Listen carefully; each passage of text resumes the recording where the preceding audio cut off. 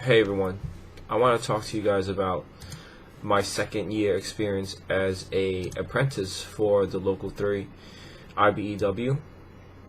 And from the amount of comments that I received from my first video, I believe I'm going to make a new video every 6 months or more often, because there's so much demand from an apprentice that I believe that everybody should know. Especially as me, as my experience, and what you might have to go through if you're going to go through this apprenticeship program. And it's incredible how many people want to join the union. Of course, you're going to have a lot of safety nets, a lot of help and assistance there. There's good and bad, and I'm going to talk to you guys about all of that. I think ideally I waited too long to make a second video. I should have made one for first, second, and then also maybe one for second first, and then one for second. And what I'm saying is, second first, second second. It all depends on your month and year, semester and year that you're taking your electric theory for. And that goes by second first, second, and then they teach different electrical parts in those semesters. So I'm already up to my third first, so I passed second first and second. Second first is considered the hardest out of all of electric theory. And every time you pass your theory, you get a dollar raise. You could fail college and still get a dollar raise. That's from my understanding. I never failed college because college to me was too easy compared to electric theory. Electric theory is hard, especially if you try to really understand it, and it's not easy to understand, mainly because it's a lot of lingo that you have to understand. And then the head of electric theory always want to play games when it comes to tests, quizzes, so it's kind of hard. It's a lot of work. I wanted to start off with some comments that I had from the previous video, and we'll start with that. I think that's a better way of going with it. And today I'm wearing actually a St. Pablo shirt. This is a very old one with Kim playing tennis in the back. And let me show you. I got a lot of recognition recently, mainly for what I do on the side, what I do outside of the apprenticeship program, because, you know, while going through the whole thing, it's a struggle. You're not going to make enough money to support yourself, your family. It's to me, sometimes it's just like,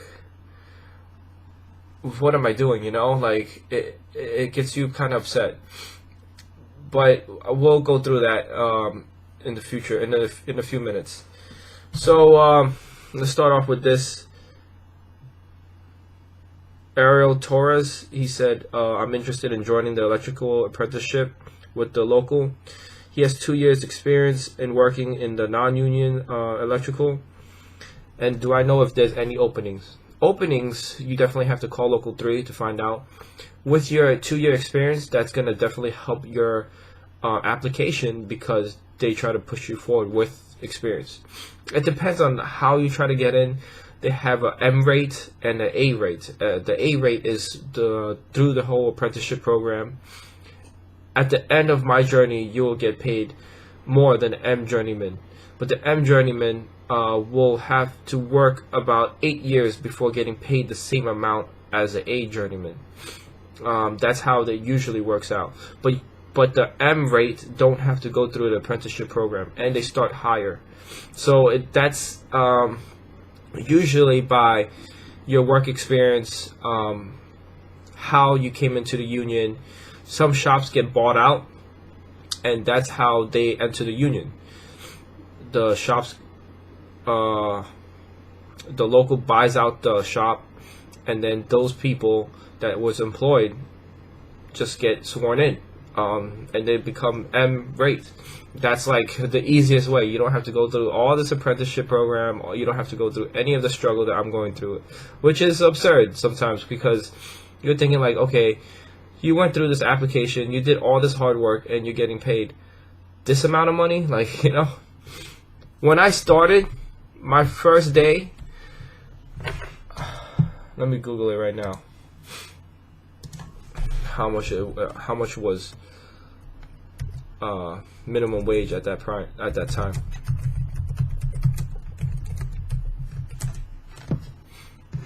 Was $9.70. I started at $12 an hour. I was like, you know, like I was coming from a position that was paying me $20 an hour, and already I thought that was a little like low, but I stuck with it because I knew that the experience I learned will help me with a lot of things, and honestly, it did. It helped me with everything, like learning how to fix things around the home, expanding my my knowledge, especially with electrical, and what to do in general with basic construction for anything, wood, metal, anything that has to be done around the home. I'm able to do it. Let me look at another comment. Will I Am asked, can you opt out of the 401k and Roth? I will tell you right now, that's one of the best benefits of getting into the union.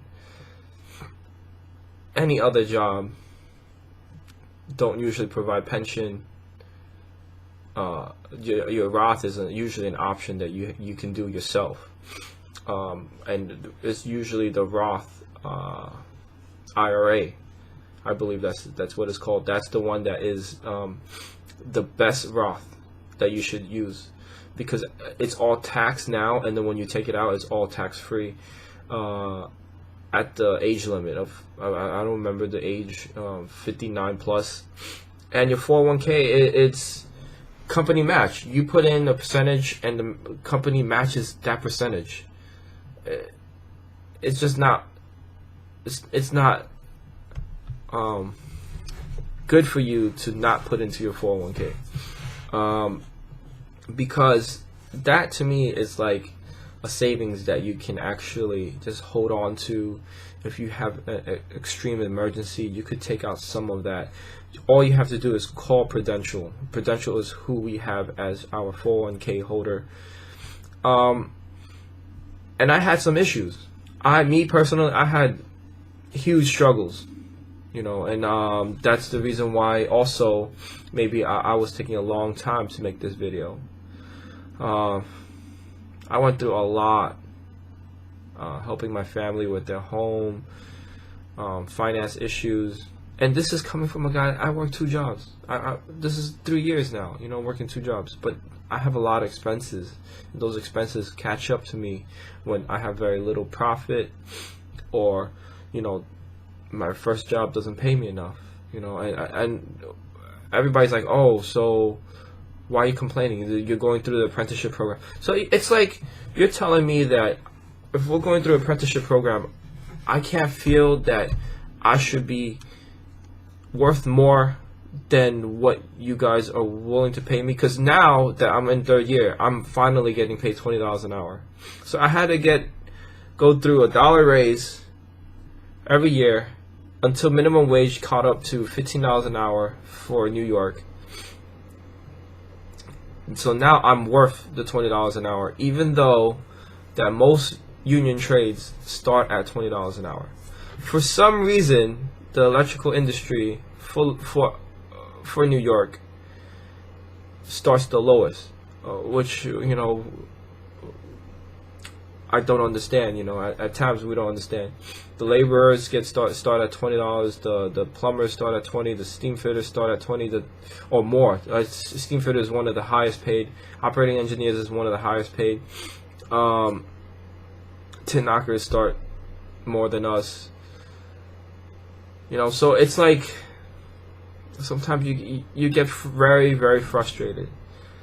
especially when you look at your check at the end of the week. You get taxed 30%. Almost $200 I get taken out, and then they add more benefits to take out from you before you pay your union dues. The union dues is about $260,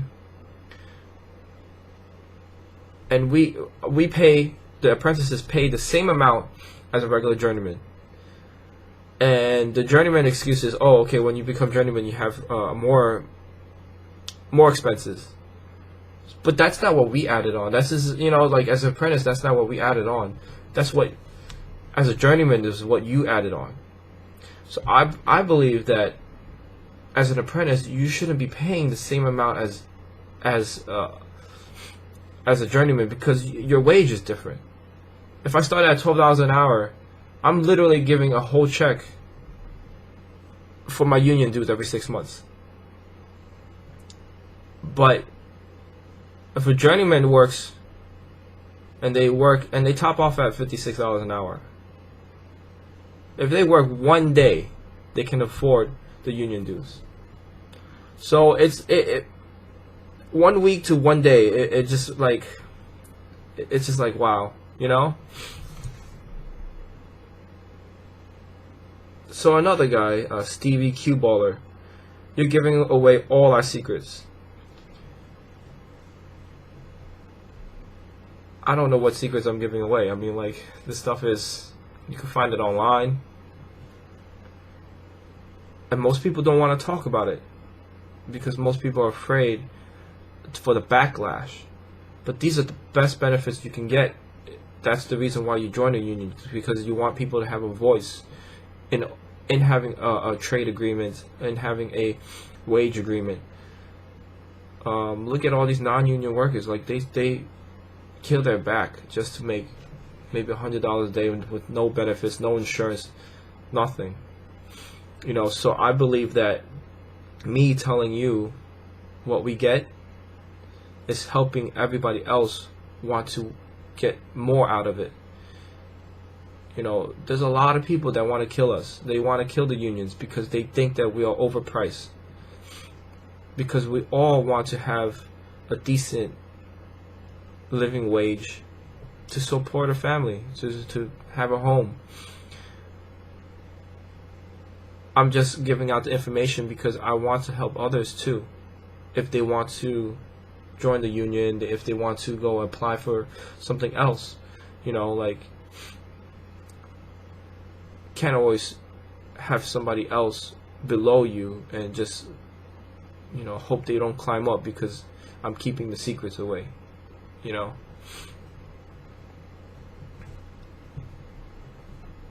So that's the comments that I went through.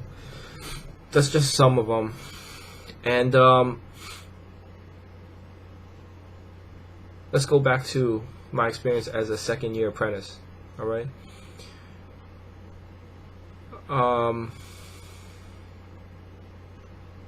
was very fortunate within maybe the end of the second year, or maybe I think end of second first, because I took summer class.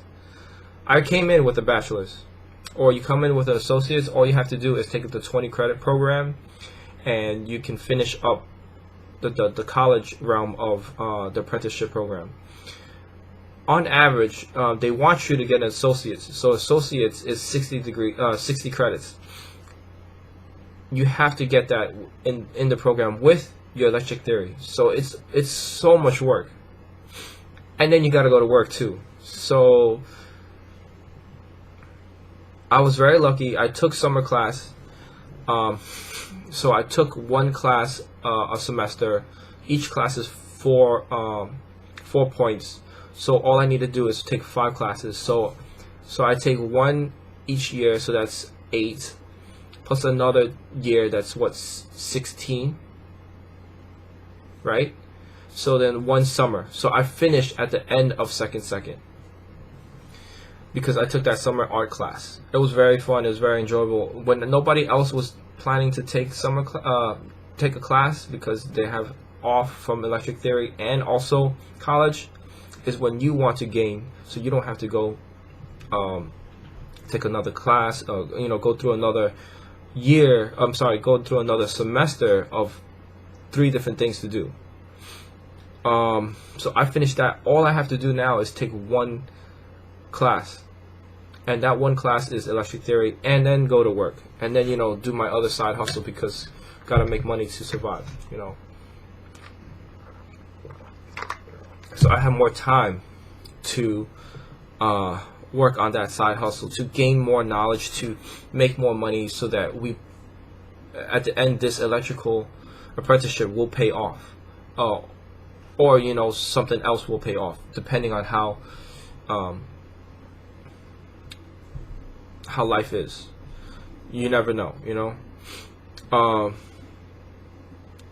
I always say, from what I've learned from everybody, from the journeyman, take the extra classes that they offer you in the union.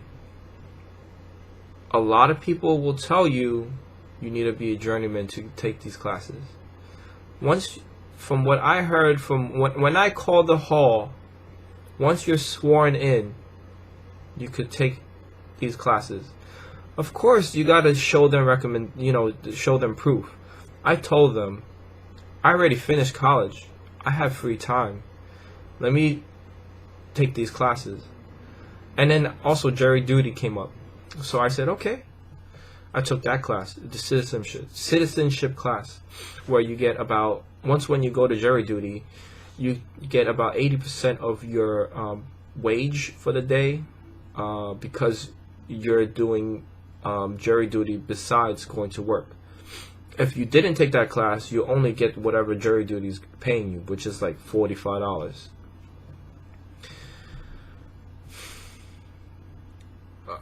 They have a lot of classes that they offer. Welding class, asbestos, confined space. Take everything, because when you become journeyman, you have all those things under your belt, under your resume.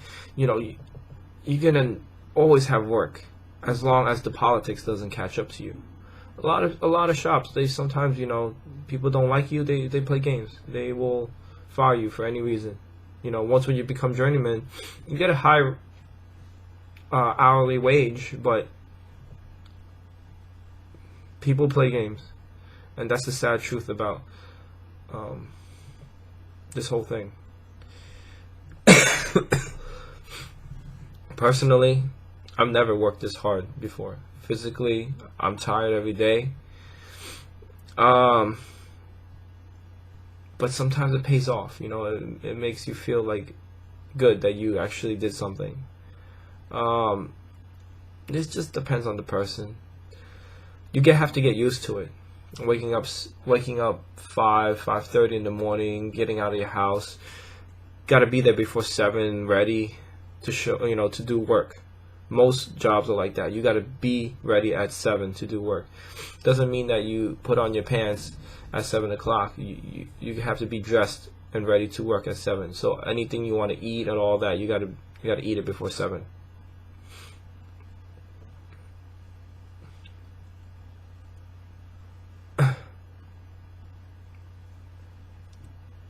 Sometimes it's hard to go to sleep, because it's just like the time that you go to work,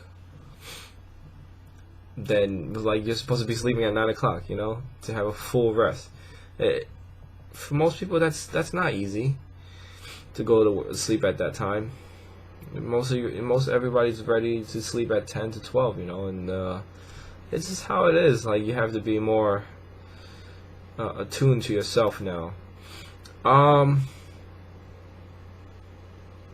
The sad truth about this, the apprenticeship program, like I said, I was getting paid $12 an hour when I first started. It feels like this apprenticeship is mainly for people that are young, predominantly the ones that are stay at home and have a father and mother that works and can take care of you, because the money that you earn is not enough for you to live alone. Not at all. with New York rent. I think whatever I earn from work, 70% of it, 80% of it goes to rent. If I lived alone. That's how much I get after the check, after expenses, after all the deduction. I remember there was one time I was working, and then I opened my email. It tells me, oh, how much is my pay stubs for the week. And then I looked at my year to date, and this was the middle of the year already, and I'm like, wow, that's all I made. You know, like, I was like, I make this much amount in sales in 1 month, but in 1 year, that's what I made. I mean, close to 1 year. It was like 6-7 months in. And I had to talk to one of these journeymans, you know, to try to like help me throughout the day, because I was like so fucking frustrated. I was so mad. I was like, damn, this is what I'm worth. You know, it's just like a pride thing, I guess, you know. Some people are gonna say, oh, when I watch this video, I feel like you hating on the union. No, I'm just saying this whole apprenticeship program, this wage, all these fees, I think the local 3 could do better. I just don't believe that all the benefits should be given to the journeyman. So what we should be, just all we gotta do is stay shut and stay silent and just struggle. I mean, like, what is that? Like, I never heard of that. Like, that's okay, you know. And then the apprentice committee, it seems like they don't voice about this. It's not even talked about. We had a bargaining agreement. The journeyman is supposed to get a $2 raise, and the apprentices, we got nothing. I'm like, what? I think like a quarter. I think we got a quarter. I think that's what we got. Dang.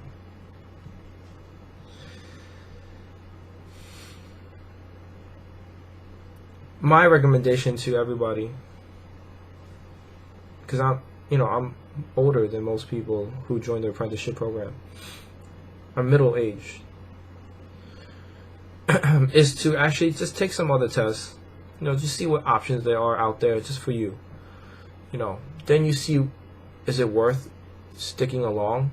Because this is 6 years out of your life in order to get to to get to the full rate. You decide from there what's the best option for you. What I like most is going to a good job. I've never seen so many people help each other out. Different trades, we help each other, we have a good time. You know, we enjoy doing the work that we do. Everybody's there for one thing, and we're building that building. We're making it happen. No matter what. We're missing a material. You could borrow it from somebody else. Steam fitter, the plumbers. You don't got any zippies? The tin knockers got some for you. You know? You want to bring something home that you need that the other trade have? Just ask them politely. Ask them if they could give it to you. Because they will give it to you. Most of the time. I've even seen the operating engineers help me bring some pipes in. Galvanized. It was too big. It was huge. He's like, look, let me put this on the fork. I'll lift it in. 5 minutes. Something that would have took me like an hour. He just did it out of his good faith, you know? And I respect that. There's not a lot of people out there like that. I've never been on a job that's willing to help you like that. And I've been working since I was 13, you know? On and off 13. 13 or 15. Then when I went to college, I did internships, but from 13, like after, I started at 13, worked for like 2 years, and then 15 to 18 I was struggling, so I had to quit. And then I when I was in college, I didn't really work. I did internships, but that was, for my experience too. So I've never had people like that. Like, that's a teamwork. The way that these brothers work will help you. They'll help you no matter what. And there's always, those bad people, but there's more good people than there's bad on the jobs, and that's what I'm happy to see.